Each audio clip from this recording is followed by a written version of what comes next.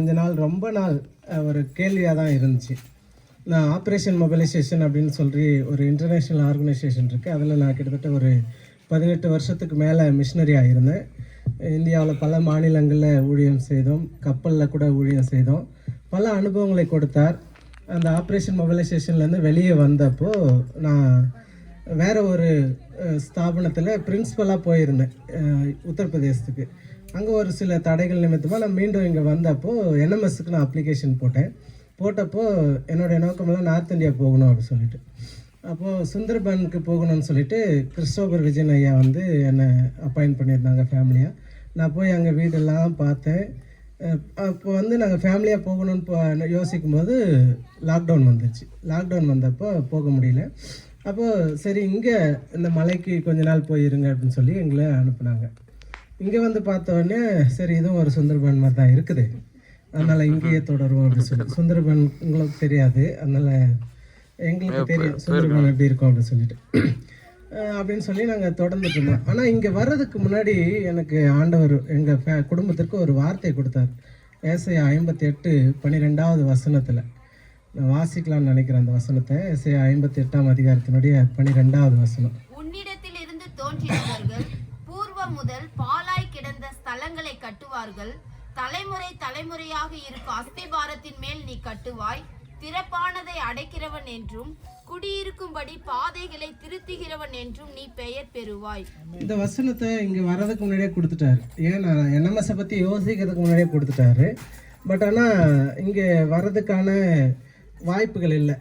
ஆக்சிடெண்ட்லாம் வந்தோம். நாங்கள் இங்கே வந்து இங்கே இருக்கும்படியாக 1 இயருக்கு தான் வந்தோம். நாங்கள் லாக்டவுனில் 1 இயருக்கு தான் வந்தோம்.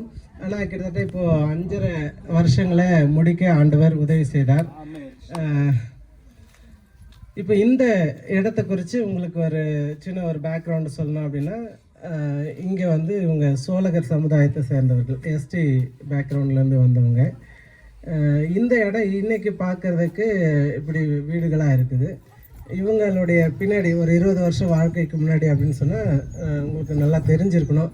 ரமேஷ் மிஷினரி, ஜீவிதா சகோதரி, அதுக்கு முன்னாடி கொஞ்சம் பேர். இந்த இடத்துக்கு ரமேஷ் பாஸ்டர் தான் முதல்ல வந்தார்னு நினைக்கிறேன். அவங்க வந்து தான் இந்த வீடுகள், எலக்ட்ரிசிட்டி, இந்த மாதிரி காரியங்களில் இவங்களை நடத்துனதற்கு ஆண்டவர் உதவி செய்தார். ரேஷன் கார்டு, இப்படிப்பட்ட காரியங்கள், வாட்டர் கனெக்ஷன் மிஷினரிகள் மூலமாக ஆண்டவர் இவரில் நடத்தி வந்தார். அப்போஸ்தலர்களுடைய காலத்தில் நம்ம அப்படியே ஆக்ஸில் பார்த்தோம் அப்படின்னா 1ஆவது அதிகாரத்துலேருந்து 22ஆவது அதிகாரம் வரை ஊர் சுற்றிட்டு வராங்க. அப்போஸ்தலர்லாம் ஊர் சுற்றிட்டு எங்கே வராங்கன்னா எருசலேமுக்கு வராங்க. எருசலேமுக்கு ஏன் வராங்கன்னா ரிப்போர்ட்டு ஷேர் பண்ணுறதுக்கு, நாங்கள் என்னென்ன ஊரில் என்னென்ன செஞ்சோம், ஆண்டவர் எப்படி எங்களை நடத்தினார் அப்படின்னு சொல்லி ரிப்போர்ட் ஷேரிங்காக வராங்க. அதே மாதிரி தான் நான் நினைக்கிறேன், நீங்கள்லாம் ஒரு ஜெருசலேம்னு நினைக்கிறேன். நீங்கள் தான் எங்களை அப்போஸ்தலா இல்லை மிஷினரியா ஊர்களுக்கு அனுப்புனீங்க. இப்போ நீங்கள் இருக்கிற நாங்கள் வந்து உங்கள் இடத்துக்கு வந்து நாங்கள் இப்போ ரிப்போர்ட் கொடுக்குறோம் அப்படின்னா என்ன அர்த்தம்னா, அப்போஸ்தலர்கள் அங்கே நடக்கிறதுக்கு, ஊழியம் செய்கிறதுக்கு யார் காரணம்னா இந்த எருசலேமில் இருந்த அந்த ஆலயத்து மக்கள் பிரதிநிதிகள் தான் காரணம். இவங்க தான் ஊக்கத்தோடு ஜெபிக்கிறாங்க. அங்கே அப்போஸ்தலர்கள் சிறைப்பட்ட போது இவங்க ஊக்கத்தோடு ஜெபிக்கிறாங்க, அங்கே விடுதலை செய்கிறாங்க. இப்படிப்பட்ட வல்லமையான காரியங்கள் நடக்குது.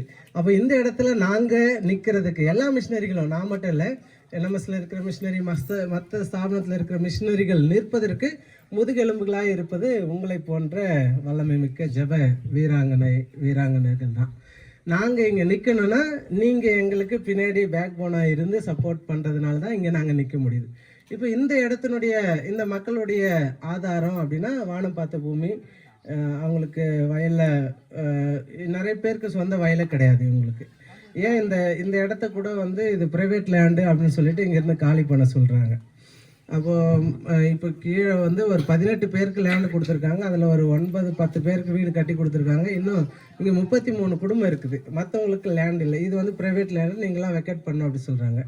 ஒரு சில அரசியல் இப்படி சொல்கிறாங்க. ஒரு சில அரசாங்க அதிகாரிகள் நீங்கள் ஆல்ரெடி இங்கே வந்து 10 வருஷத்துக்கு மேலே இருந்துட்டீங்க, அதனால் உங்களை வெக்கேட் பண்ணுறதுக்கு முடியாது, இங்கேயே நாங்கள் ஏதாவது பண்ணுறோன்னு சொல்கிறாங்க. ஆனால் பின்புலமாக நிறைய நடக்குது போராட்டம். இது எப்படியோ நடந்துட்டு போகட்டும். இதெல்லாம் அரசியல் கையில், அரசாங்க அதிகாரி கையில் இருந்தாலும் கூட நீங்கள்லாம் ஜெபித்தீங்கன்னா நிச்சயமாக இந்த இடம் உங்களுக்கு பர்மனெண்ட்டாக மாறும். இந்த இடம் இல்லைன்னா கூட எங்கேயோ ஒரு இடத்த ஆண்டவர் பர்மனெண்ட்டாக தருவார். அதுக்கும் மேலே நிச்சயமாக பரலோகத்தில் நமக்கு இடம் இருக்குது. இப்போ நீங்கள் ஆமே சொல்லுங்க. ஆமென் ஆமென். இப்போ இவங்களுடைய தேவை என்ன அப்படின்னா, இங்கேருந்து இவங்க சர்ச்சுக்கு வரணும்னா தேவர்மலைக்கு வரணும்.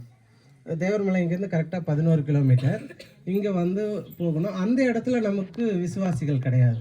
அந்த தேவர்மலையில் வந்து லிங்காயத்த சமுதாயத்தை சார்ந்தவங்க தான் சுற்றி இருக்கிறாங்க. அங்கே விசுவாசிகள் இல்லாததுனால அங்கே ஜெபம் பண்ணுறதுக்கு தடை இருக்குது.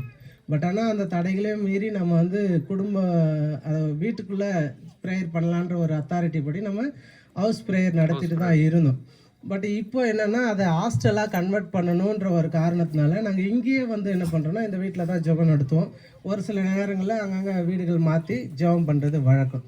இப்போ எங்களுடைய தேவைகள் என்ன அப்படின்னா, இந்த இடத்துல ஒரு ஹவுஸ் சர்ச் இருந்தால் நல்லாயிருக்கும் அப்படின்னு சொல்லி ஆசைப்பட்றோம்.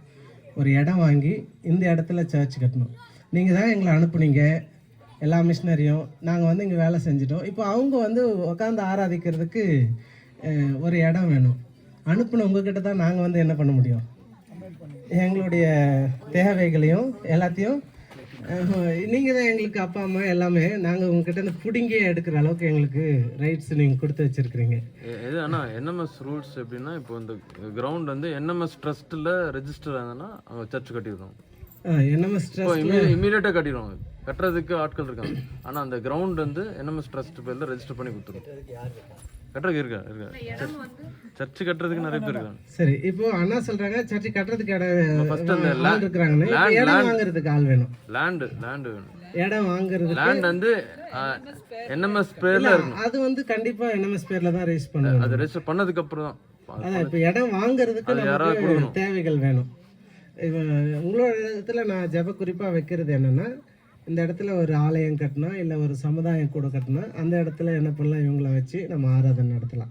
அந்த இடம் வாங்குறதுக்கு அப்புறம் அண்ணா சொன்ன மாதிரி சர்ச்சு கட்டுறதுக்கு ஒரு குழு இருக்கிறாங்க, டீம் இருக்காங்க. அப்போது இடம் வாங்குறதுக்கு நீங்கள் எல்லாம் என்ன பண்ணுங்கன்னா பொறுப்பு எடுத்துக்கொள்ளுங்கன்னு சொல்லி நான் கண்டுபிடிக்கணும். ஃபர்ஸ்ட் என்எம்எஸ் இங்கே எந்த இடத்துல எங்கே சர்ச் கட்டணும்னு சொல்லிட்டீங்கன்னா இப்போவுமே இப்போ இருக்கிறாங்க சர்ச் கட்டுறதுக்கு ரெடியாக இருக்காங்க.